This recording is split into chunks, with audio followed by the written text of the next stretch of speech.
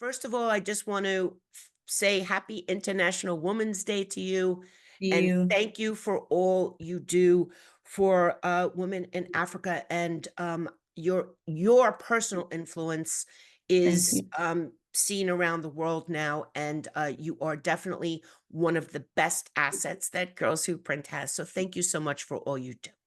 Thank you. Thank you. Thank you. Thank you, everyone, for having me. And happy International Women's Day to everyone.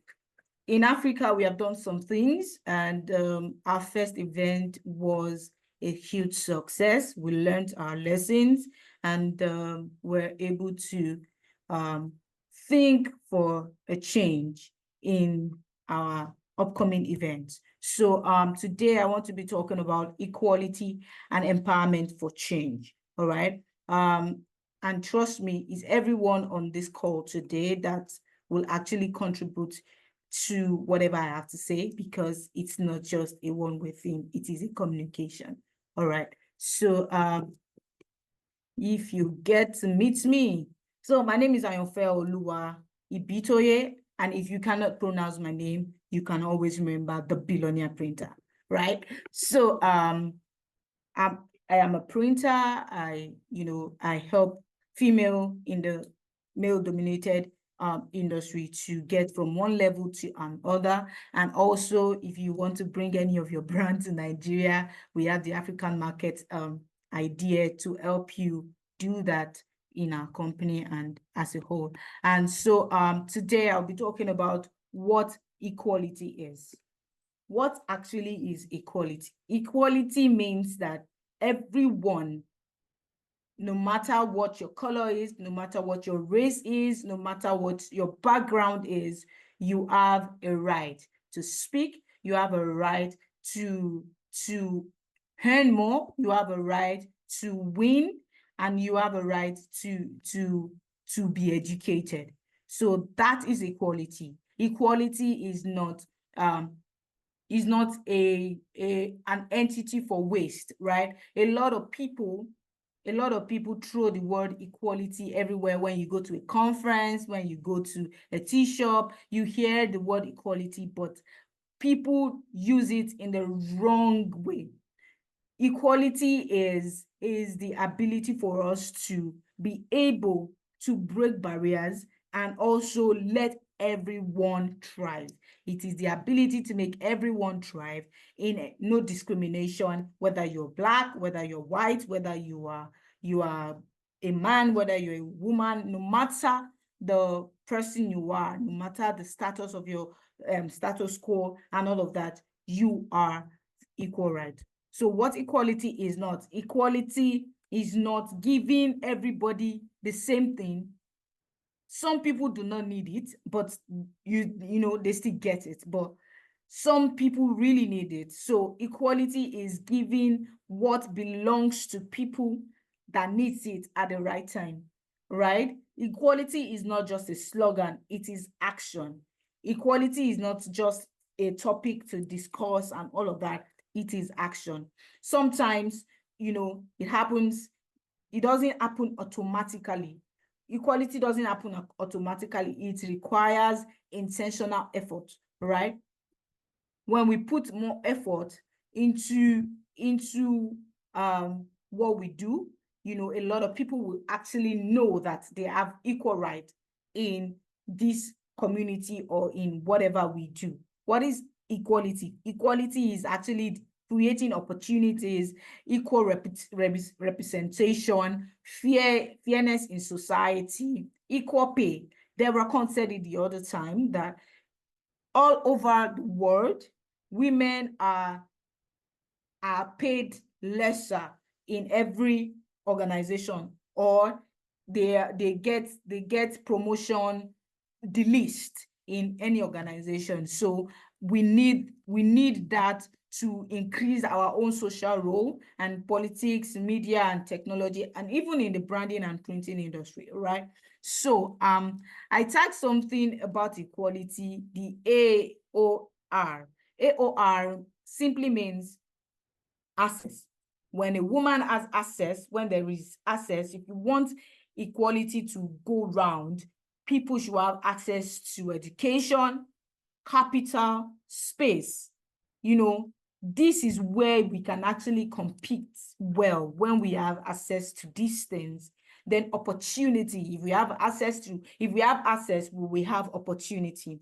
Opportunity to create jobs, opportunity to also be someone that actually helps other businesses with funding and all of that, creating systems around the assets that we have. Representation, when we have a good equality system, we will have a good representation. We have a good representation. It is always very important for women. We need to see more women in leadership, in boardrooms, in the print and technology industry, in politics. When young girls see women at the top, they believe that it is possible too for them. All right. So representation, we have good representation as a woman in any kind of industry. So again, I want to also talk about empowerment. What empowerment truly means.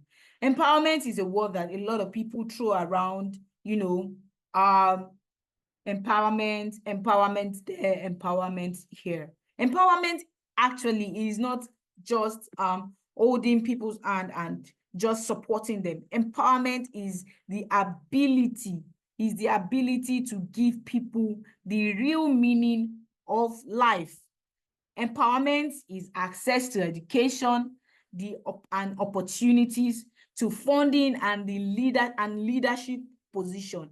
When you empower people, I already talked about equality. When they have access to education, they are already empowered. All right. But if there's no access to education, there is no way you can be empowered. Empowerment is choice, is the ability to decide on your own future. When you empower people and you give them access, they will have choice that, oh, I am beyond limitation, right? So empowerment is ownership of our businesses, of our narrative and our spaces. All right. That is the true meaning of empowerment. When women are empowered, community thrive, businesses grow, economies flourish. They change the world literally. We change the world literally. Last year when we had our event, we saw that when people have the right tools to use, the right mentorship, they will actually thrive in any kind of environment, be it Africa, America, Europe, India, anywhere in the world, they will actually thrive. The world is changing every day, and we are still fighting for equality and empowerment as a woman. So why are we still fighting for it? Why are we still fighting for equality? Why are we still fighting for empowerment? These are the things that can actually change the narrative for women. But why are we still fighting for it? So if you have any contribution, any observation, or anything to add to what I've said, it is our turn now to discuss. Why are we still fighting for equality? Thank you. Right. Can you tell everybody about the event that you just had for Girls Who Print Day, please? Okay. It was a beautiful event, right? And if I would share my screen to show you pictures, but there are links everywhere for you to check pictures, and there are videos around that could be shared too. It's like a 3 hours video that could be shared too. So we had our first event in Nigeria, in the heart of Lagos, and it was awesome. We had about 110 people thereabouts registered, and we had about 57 people, or there about 70 plus, come into the event on that day. It was mind-blowing. We had a few challenges because there are some people that are physically challenged that came in. So we couldn't translate well to them because they couldn't hear us well. So that is a blocking stone. So we had to rectify that in our next event to be able to have people that would translate well to other people, and people that sign language and all of that, so that everybody can be included in everything that we are doing, right? So that is basically it for the event we had 7th November 2024. It was a beautiful day, trust me. It was a beautiful day. We had mind-blowing sessions, 2 panel sections, where people talk about their journey in print. They spoke about how they have broke the boundaries in the economy, and a lot of things that happened during the last year season in Africa, where some businesses had to shut down and all of that. You know, they spoke about things that is actually a challenge for an African woman running a business. For instance, if you're a Nigerian woman, you don't have the right to bail you don't have the right to bail anybody in the police station. You can't pay a bail in the police station. For instance, if your staff is being arrested and you need to you need to bail the staff from the police station, you cannot do that because you're a woman. You have to look for a man to do that for you. You know, that is a lot of challenge. Imagine me running my business and my staff is being arrested in a way, and I had to go there. I cannot do that because I am a female. You know, that is really not a good one. You know, we had a lot of discussion around nation building, business, and all of that, you know, and it was a wonderful time. We spent about 8 hours at the event because it was almost all day before we joined the global guys. Because it was late, we couldn't continue with the global guys, so we had to end our meetings, and that was it. Thank you so much.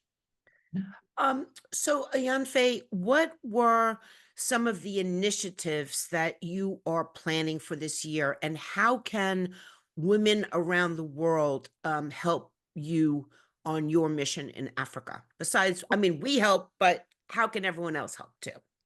Okay, so basically, yeah, I believe that business and community is a leverage to business growth, right? Now, in Africa, we are planning this year to go into secondary schools, where we'll be giving out and helping them learn the skill of print, all right? So the girls will learn the skill of print, and also the ones that are in the university, tertiary education, doing tertiary education, you know, we go into the place and give them the right tools that they need to learn in their classes, so that we can have people in our workforce at the end of the day, right? So now we've planned our mentorship program around students, right? Once they come in, we incubate them into our mentorship program. They learn for 2 months. After learning for 2 months, we have a lot of women that have their own printing press, whereby they can intern in that printing press for a while. Once they are able to show us the evidence of growth from their mentorship to interning, we'll also be able to help them to establish their little printing skill, and that is basically it, right? That is for the secondary school and the university student. Now, we are also looking at helping women already in other businesses to establish their business with print. All right, for instance, an average woman in Nigeria have a business card. it's not everybody that does have a business card, we brand it Girls Who Print with their name on it and their business name on it, and we give it to them as the token to support their business. And we are looking at doing that for 200 business women. And also we are looking at going into secondary school to help 1,000 school students, to help them to be able to learn these skills while they are young, because a lot of youngsters do not want to be printers. They don't want to learn the skill anymore because they feel that it is for the elderly, it is for the old ones. But now we want to take the initiative to give it to the next generation, so that we have a generation of people coming into this printing industry. So that is basically the idea this year. And this year we plan to do some of our events in Africa independently, right? We have our event, mentorship program event. We have the November 7th event, that's a global event. Then we have our own Girls Who Print Africa event. All right, so these are the events that we will be running this year. Thank you. And also we do our virtual meetings. We do virtual meetings while we run virtual meetings for people and all of that, teaching them how to grow their businesses, emotional intelligence, business intelligence, and all of these things. This is what is bringing us together as a Girls Who Print in Africa. Thank you. So the business cards is such an amazing idea, and you're absolutely correct that it is so empowering for a woman to have a business card. If she doesn't have one, it provides legitimacy to her mission, what she's doing. Also, we had spoken about trying to develop a way to provide printing storefronts for women in Africa, so that they can manage them from wherever they are and push print through to your business and other print shops out there.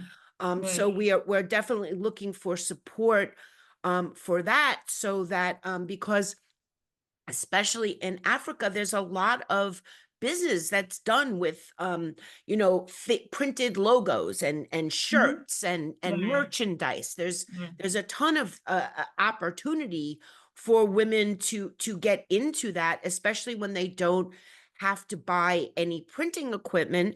They we will just provide a way that they could have their own storefront and teach them how to manage that. And then, give them a business card and send them on their way. Can you, I don't even believe I've ever asked you this question. How did you get into printing?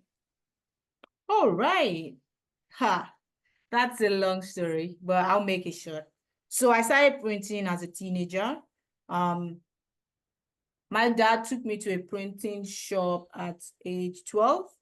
As an apprentice. So I started off as an apprentice, right? So I started working as an apprentice, and in the apprentice shop, it was so strange because I was the only female in the apprentice shop, right? We had 6 boys and I was the only female, right? So there are a lot of things that my boss then would say that I can't do this because I'm a female. Then I'll go, don't tell me I can't because I'm a female.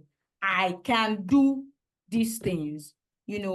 Those times were the days of lithography, 201 machine, if you are familiar with them. We used to use 201 machine at the time, and lithography, right? So I started as an apprentice. So after secondary school, I stuck with printing, and that was it. That's how I started doing printing. So I started printing as a teenager. So that's why it's always inspired me to bring in children or school students into this, so that when they grow up, they can actually fall in love more with it because of the technology and the way it has grown, it has evolved. Because how printing was evolving was the really reason I stayed with print, right? It was evolving because I saw the days of using a very big machine to expose your plate, and I saw the days of CCTP, right?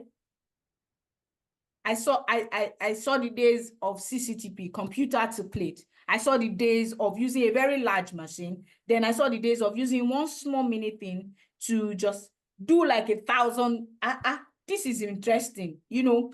So the evolving stage was interesting for me. So once these students, when they see these things, they will fall in love with it, you know. They are curious enough to, you know, ask questions. Yeah, unlike the elderly ones that they are hard to teach, they are not teachable. But these ones are teachable and they can actually learn. So that was how I got into printing. Thank you. Thank you so much, Ayanfe. I really appreciate everything that you've shared here today. And all that you are doing for all the women in print. You really are an inspiration. The last question I want to ask you is, can you just share with everybody, you know, we talk about equality today. Today is about equality. What is the situation with education in Nigeria regarding boy students and girl students? Do they have equal opportunity for schooling? And if not, how can we help support that as well? Okay, so basically in Nigeria as of today, there are schools that we call them mixed schools. Mixed schools means that it's for boys and girls, right? And there's also some schools that are girls only school. So it is just girls in those schools. And there are schools that are just boys, right? Just boys. So basically, some parents already, they have given up on education for female children. Okay, you don't have to do a lot. You just have to learn a skill. And after your secondary school, just have to learn a skill and get married. That is what a lot of parents already, they've given up. You know, for male, most of them, they get to learn the skill and they get to go to school, you know. So it is not really balanced. If we have more females that are educated, we will not be in this situation that we are in today. So there are schools like that in Nigeria. I don't know of other African countries for now, but in Nigeria, we have schools that are just girls and just boys, then mixed schools. So I think I'm able to answer your questions. Yes, you absolutely did. And we are adjusting our membership pricing for Africa, so it can be 5 to 15 US dollars, depending upon what people can afford. And part of what they will have access to, Ayanfe, is online education to learn skills, whether or not they can be in a formal school setting. They can be in the Girls Who Print University, so to speak. Right. So that is definitely one of our biggest missions, is to make sure that everybody has equal access to education and skill building, because there are in many cases where it is the gentlemen that are sent for training or continued education and things of that nature, and women get left out of that. So we want to make sure that it is, like I said, available to everybody. Thank you so much,